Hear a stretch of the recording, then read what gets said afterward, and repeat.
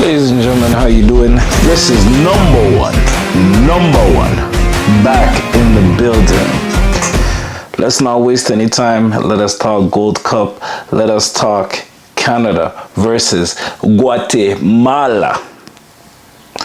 First of all, before I even start, I want to say congratulations. Congratulations for Guatemala beating Canada and qualifying for the semifinals for the first time since I think it's 1996. Yes, 1996. I'm just gonna keep it short. No pictures today, just talking about the game.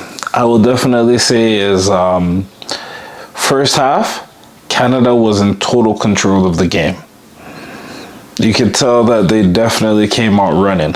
The only problem with Team Canada in the first half is they couldn't put the ball into the back of the net. They ended up scoring via penalty through Jonathan David, but it wasn't enough. When I analyzed the first half, Canada could have been literally up 3-0. Plus that goal could have been up 4-0. But for some reason, they couldn't even just see the back of the net. But honestly, I want to give a big shout out to, I think, the Guatemalan keeper. His name was Navarro. He really kept Canada at bay. Canada tried everything.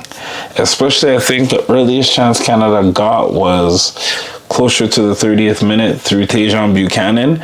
And Buchanan just blasted it over the net. Yeah, it was, the thing is, the first half, Canada was in total control, but they couldn't do nothing. Going forward, you can tell the nastiest thing that occurred for Canada was I believe Schefflenberg, towards the end of the first half, getting the yellow card, getting the red because he was already on an original yellow during the game. It totally changed it just totally changed the game for Canada. I feel like it gave Guatemala more of an edge going into the second half. Again, this is football. Again, you see tale of two halves. Honestly, second half, I was so disappointed with Team Canada. They didn't do anything on the pitch. Honestly, in football, never underestimate your opponent. It doesn't matter with rankings and all that stuff, because look, if you do that, trust me, you're going to get a day like Canada did yesterday. Reason why I'm saying what I'm saying is a team like Guatemala, it's not about how good they are, it's about the heart. And you could tell that Guatemala wasn't big for the occasion at all. They played what they needed to play, and they got through. Canada, terrible second half. But yes, let's analyze the second half. Second half, honestly, Canada was abysmal. Could you believe that Canada did not have any shots on goal in the second half? None. I was shocked. I was like, Canada, is this you? What kind of crazy football is this? Funny enough, this is actually the first time Canada has had 0 shots on goal in the second half since the Gold Cup in 2019. Yeah, really interesting. We're going to talk about the positives and negatives soon. But I felt like Canada, after that red card, it was like life has been sucked out of them. My question also to Jesse Marsh, the Canadian coach, is knowing that you're up 1 and then all of a sudden Guatemala comes and they score 1-1, you still decide to put up 3 forwards? Come on, Jesse Marsh, man. What are you doing? Like, what are you doing? But yeah, that being said, honestly, I want to give a big shout out to Guatemala once again. Like, Guatemala in the second half went into beast mode. Like, they really went into beast mode. And guess what? They eventually got rewarded. They didn't just get rewarded. Beautiful goal from Rubio. It was a team goal. The way they used that flank and everything, and they made it a game. Honestly, after that Schaffelberg red, it seems like Canada was totally out of the game.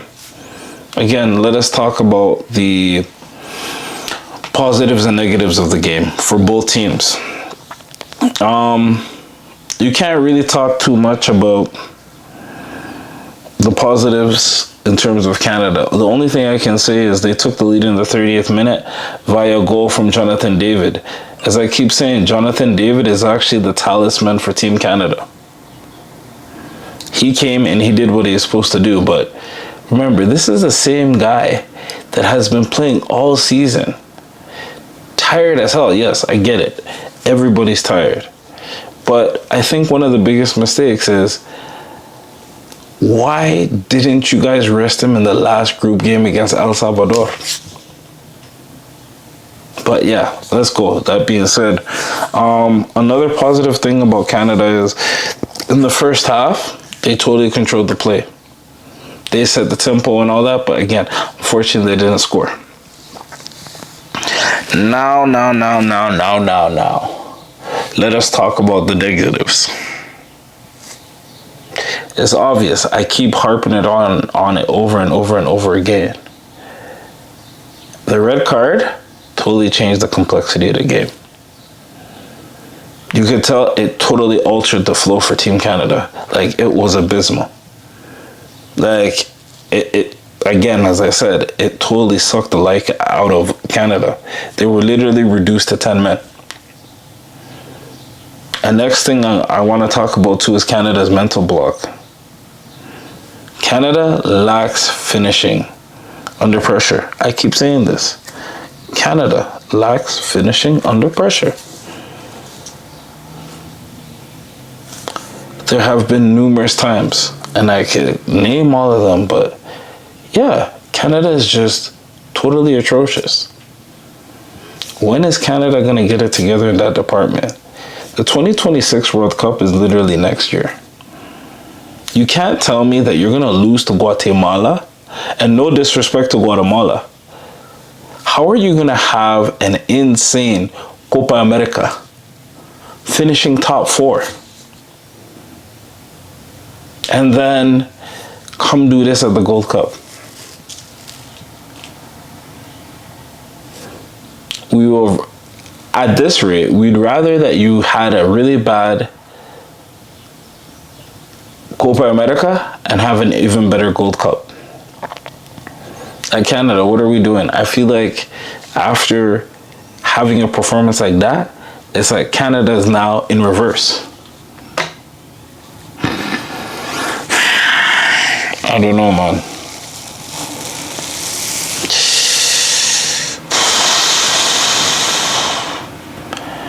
Another thing I never understood is why was Kyle Larin brought in? I don't know. I feel like Kyle Larin, I know a lot of people don't want to hear it, but Kyle Larin has been a substandard. He's not playing up to his level. I don't know what's going on. I need to pay attention to him more at club level because I'm not seeing anything from the national team. From what I saw, clicking on all cylinders, going into the last World Cup to now, I feel like Kyle Larin has become, what's the term I'm looking for? I feel like he's become, how do you call it? Like, he's become beside himself. I don't even know what terminology, like right now, because right now I'm just like, I don't know what happened. But it's like he's not himself anymore. I don't know what's going on. I gotta analyze the situation. I want to see how many goals he scored. Is there something that is going on mentally? Like, I don't know what's going on with Kyle Larin. Because I felt like when Kyle Larin came in, he didn't really do nothing. And then also to miss the penalty shot in the shootout.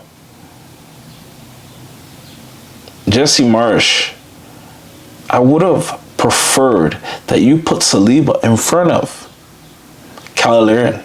Funny enough, if Saliba went ahead of Kyle Larin in the penalty shootout, Canada would have actually won instead of losing 6-5. Another thing I really want to touch upon too is, I'm going to even talk about in the podcast too. Yo, after playing a long ass season, a lot of these players are burnt out. What happened to player management? Player management, the way they manage Kawhi on the Toronto Raptors. Yes, I get it. It's a totally different sport, but honestly, going forward, there needs to be better player management.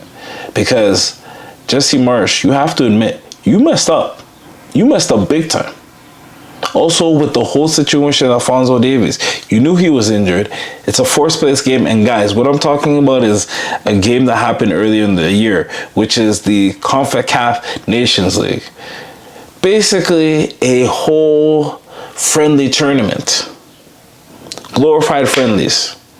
And you risk your star player in Alphonso Davies. Let's be honest, Canada has many star players, but Alphonso Davies goes down with a bad injury. And now you can't even use him. So you sacrificed one of your biggest players for a friendly? The World Cup is next year. And Alphonso Davies is on the shelf. You know Alphonso Davies, for the next World Cup, he's not going to be 100% from a mental standpoint too. Other injuries also, Ahmed Ali, who plays for the Vancouver Whitecaps, Osorio, who was on the bench, has to return back, ended up returning back to Toronto FC to run some tests. Steven Estacio, I believe, who plays for FC Porto. Porto refused to release him.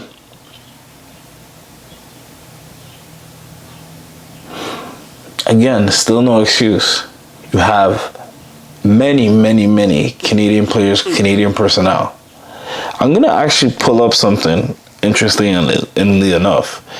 You said in a press conference that not one guy said that they needed time off. And then now all of a sudden you flip the script and say, we didn't have all our guys? Jesse Marsh, come on, man. Get serious. The reality is, take accountability. Team Canada is just not doing it right now. I don't know what you're going to do to figure it out in the next some months. But remember, World Cup 2026 is upon us. You're one of the hosts besides USA and Mexico. You guys really need to get it together. Because you can't have an embarrassing World Cup. Like, you just can't. Jesse Marsh. Get it together. Get it together. You really got to get it together. Now, let us talk about the positives of this game from Guatemala. Guys, I have a lot of stuff written down. And I'm just like, my analytical standpoints, just give you a little piece and then I'm going to expand on it. Honestly, a huge positive for Guatemala was their rise. To have the ability to stay the plan, stay very tactical, and then eventually get your goal against Team Canada. You guys did not ruin the fold or even ruin the formation. You just kept going, you kept going. Y'all trusted each other, y'all trusted yourselves, and the belief just grew. And guess what? That resulted in a goal, and that same goal took y'all to the penalty kicks. So honestly, Guatemala, great on that.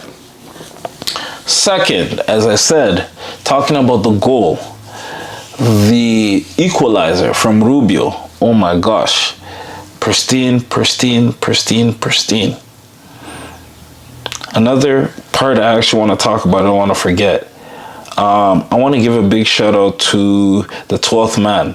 12th man being the Guatemalan fans.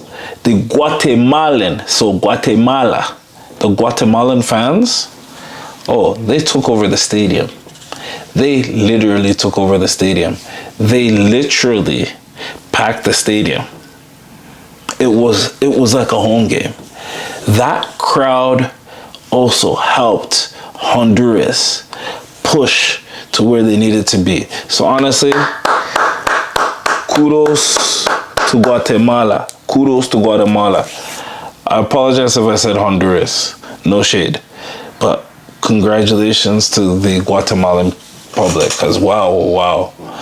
But honestly, we will talk about Honduras later, how they were able to, after being smashed by Canada 6-0, they were able to still qualify for the semifinals. So kudos to you guys for that.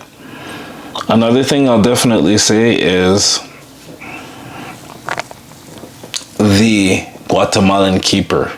That was a huge save on Kyle Larin in the penalty shootout. But even during the game, you really held up your nerves and did what you needed to do for your country. So I want to say shout out to Navarro again.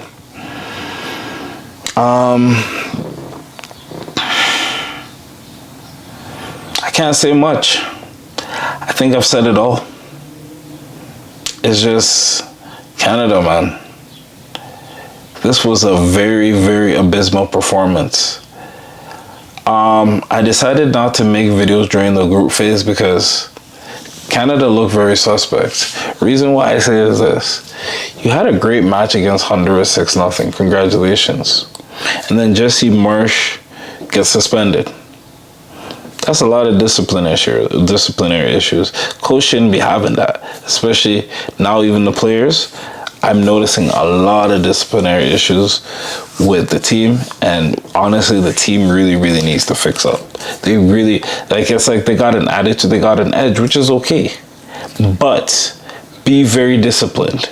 Keep in shape.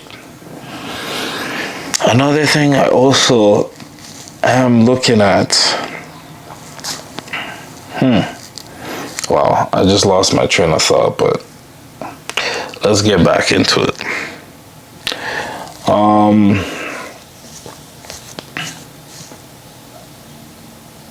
Besides the whole aspect of Canada losing their head, the game against Curacao. After seeing the game against Curacao and Curacao tying that game 1-1 and the game ending 1-1, I was very doubtful of this Canadian national team. Doubtful in a sense where, are we going to go deep in this Gold Cup? Because there's no business. Yes, I said it. There's no business that y'all should even be tying Curacao. That was an upset for Curacao. Yeah, you guys finished first in the group. Congratulations. But that's not enough. You are literally supposed to be blanking all these teams. And then, yeah, obviously you beat Honduras. Okay, congratulations. Not Honduras, sorry, El Salvador. Oh my goodness. El Salvador. You beat El Salvador. Yeah, congratulations, but it did not look like to me that y'all were ready for the second round. Or y'all were ready for the next round. And my point exactly. You got exposed by Guatemala. You got exposed. Jesse Marsh, what happened to you? What happened to you saying Canada coming out flying? Yeah, y'all came out flying, but we didn't see any balls in the back of the net. Even the goal you scored was in the 30th minute. The second half was so flat. We all know this. There was nothing to write home about. As I keep saying over and over, Guatemala did their thing. Congratulations once again. There was no reason why this game should have even went to penalty shootout, Canada. Y'all should have won this game fair and square. No disrespect to the Guatemalans. But in the shootout, I will say it again. Kyle Larin had no business there in the shootout. He didn't look confident walking up to the ball. His demeanor was off. You're better off with Saliba. Saliba ended up scoring. As I said before, if you would have put Saliba ahead of Larin, this 6-5 win in the quarterfinal wouldn't happen. Yes, I know it's a miss, but nah, something just told me from before Kyle Larin was off.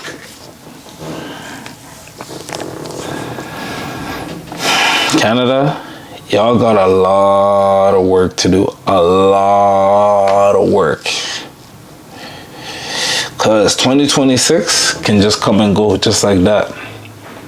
I want to give a big shout out to David Promise for burying that ball. I want to give a big shout out to Jebison for also scoring. Daniel Cornelius for also scoring.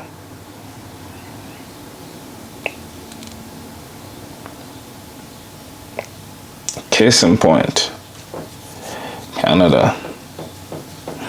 Penalty shots are not your stronghold. Y'all need to figure it out. Another thing I never even mentioned was, why did Canada, as in Jesse Marsh, why do you put in your backup keeper instead of your starting keeper? You gotta respect your opposition. Why didn't Maxi Crapo start? That's another question. But anyways, let's not get into it because it's already a 21-minute video. Let's get into the stats. Team stats. Canada with 5 shots. Guatemala 11. Shots on target 2. Guatemala 3.